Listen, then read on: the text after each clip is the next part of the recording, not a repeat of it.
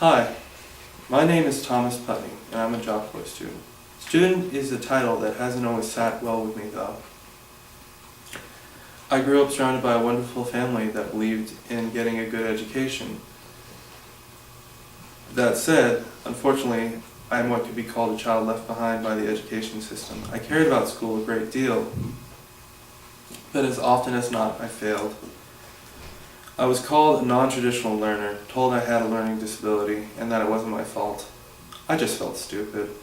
My peers were able to do so much, and I felt trapped by the simplest assignment. The hardest part was being told I was smart enough to succeed and still failing. I read slowly, spoke softly, and did not always understand what was going on. History, though, was my saving grace. I had several wonderful history teachers all throughout my educational career, and loved reading about the history of humanity and the history of this nation. Things have gotten easier as I have aged, but I still frustrated most of my teachers by seeming smart but having trouble all the way through high school.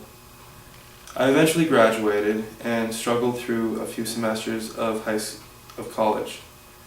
After that, I worked a few dead-end jobs and didn't really get anywhere. My family supported me throughout the whole thing, but I just felt like a burden. One day, I learned about Job Corps. Job Corps seemed like such a wonderful opportunity, but I was scared that I would fail.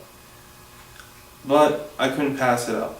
So I set up an appointment with a career counselor, and it went so well, I signed up and soon left for the center.